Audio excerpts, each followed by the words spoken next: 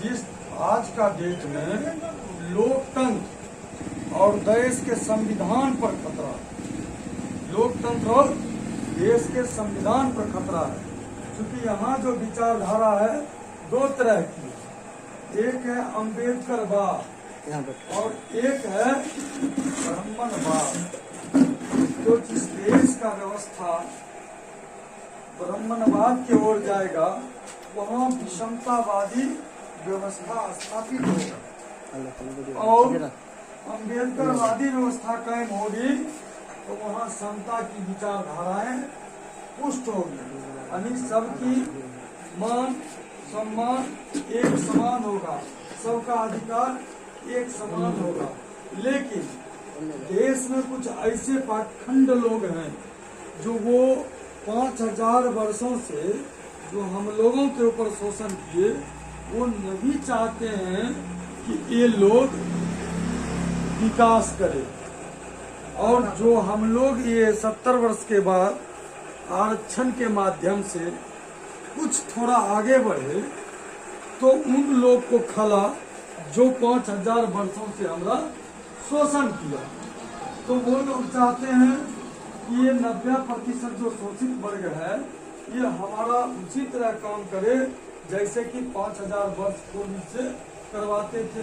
जैसे कि आजादी के 75 वर्ष लीजिए, 75 वर्ष पूर्व में जिस तरह से हम लोगों के साथ किया जा रहा था, इससे कोई अछूता नहीं है, उसी तरह से फिर इन लोगों को हम लोग गुलाम बना के काम लें।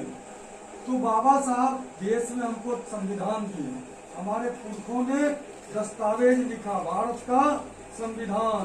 उस संविधान में हमें मौलिक अधिकार मिला, धन संचय करने का, पढ़ने लिखने का,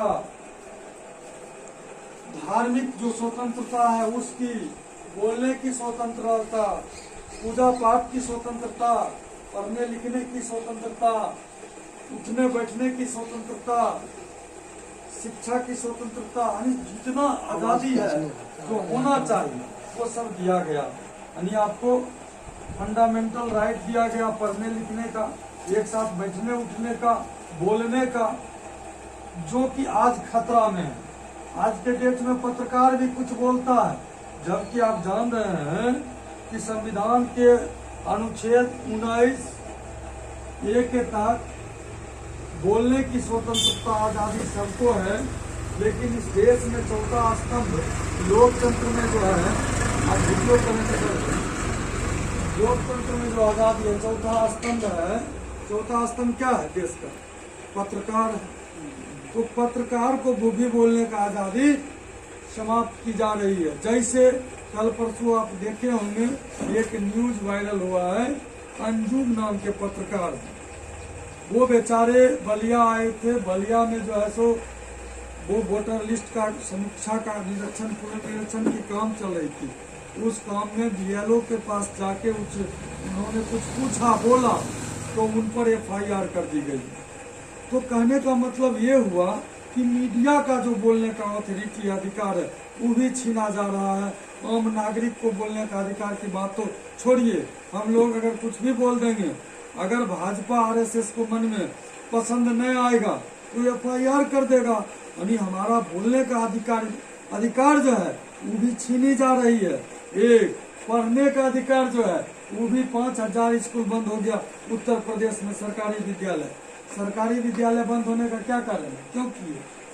पूंजीवाद को आप सपोर्ट किए, निजीकरण किए, निजी विद्यालय चलेगी और सरकारी विद्यालय बंद होगी। निजी विद्यालय में हम लोग कहाँ से गरीब आदमी पैसा लाएंगे? हमारा बच्चा कैसे पढ़ेगा? तो शिक्षा से वंचित रखने के लिए सरकार उत्तर प्रदेश में 5000 विद्यालय बंद किया। यानी रामराज ने पढ़ने का अधिकार को क्लोज कर दिया। दलित पिछड़ा का बच्चा अब रामराज में नहीं पढ़ेगा। अगर पढ़ने की आजादी होती और संविधान से ये सरकार चलती तो आज हमको इस संगठन में आकर के समाज को जगाना नहीं पड़ता। हमारा कल जो मनुस्मृति था, जिस मनुस्मृति के द्वारा हमारा शोषण था कि शूद्र समाज के लोग एक साथ बैठ नहीं सकते हैं, उठ नहीं सकते हैं, खान पान नहीं कर सकते हैं। छूत अछूत नफरत की जो किताबें है वो वही है हम लोगों के लिए, लेकिन आज उसको ही संविधान का दर्जा देने के लिए सरकार तुल पड़ी है बीजेपी की। तो कहने का मतलब देश के संविधान से इनको कोई मतलब नहीं। अगर देश का संविधान से मतलब रहता तो हमारी बोलने का भी आजादी पर ठेस नहीं पहुंचाते। अगर उनके मन मुताबिक नहीं बोलेंगे, मन मुताबिक नहीं करेंगे तो वो हम पर FIR करेंगे, केस करेंगे, जेल के सलाखे बंद कर देंगे। ये तो डायरेक्ट हम लोग गुलाम हो गए हैं।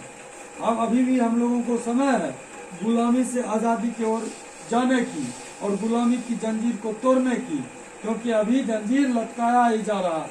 इसको हम अभी निकाल सकते हैं, तोड़ सकते हैं, क्योंकि दो भाई के हाथ में पड़ा, दो भाई बचल है, तो दो भाई मिलकर दो भाई का हाथ का जंजीर तोड़ सकते हैं। इसलिए कुछ लोग गुलाम हो चुके हैं और कुछ लोग नहीं हुए हैं।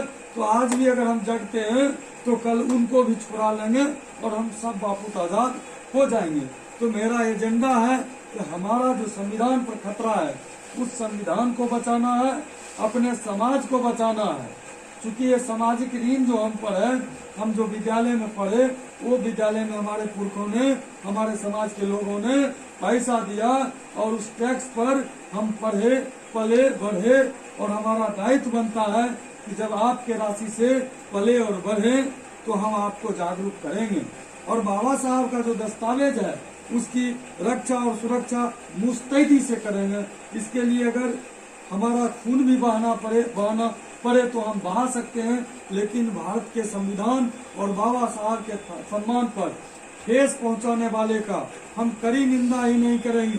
उसके साथ अगर जंग लगेगी, लड़ाई होगी तो हम लड़ने में सबसे आगे रहेंगे, लेकिन अपनी आजादी को हरगिज मिटाने के लिए नहीं देंगे। इसी उद्देश्य के साथ आपके साहेबपुर कमाल हुजुमजी ऊषा महाविद्यालय के प्रांगण में बिहार राज्य स्तरीय एक बहुजन समाज, यानी कहने का मतलब अनुसूचित जाति, अनुसूचित जनजाति, पिछड़ा वर्ग, अल्पसंख्यक की बैठक यानी सम्मेलन होगी और उस सम्मेलन को करवाएंगे अखिल ऑल इंडिया अनुसूचित जाति, अनुसूचित जनजाति, पिछड़ा वर्ग, अल्पसंख्यक, जो भारत का नंबर 1 पर जो अनुसूचित जाति की संगठन है, उस संगठन के द्वारा यह सम्मेलन आयोजित किया गया, जिसको हम लोग तमाम लोग मिलजुल करके इस सम्मेलन को सफल करेंगे।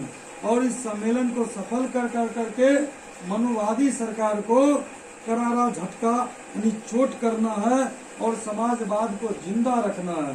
तो समाजवाद कैसे जिंदा रहे इस पर काम करना है, सामाजिक न्याय कैसे जिंदा रहे इस पर काम करना है, लोकतंत्र कैसे जिंदा रहे इस पर काम करना है, हमारे समाज का बच्चा पढ़ लिख करके IAS PCS अधिकारी कैसे बने इस पर हम लोग को काम करना है।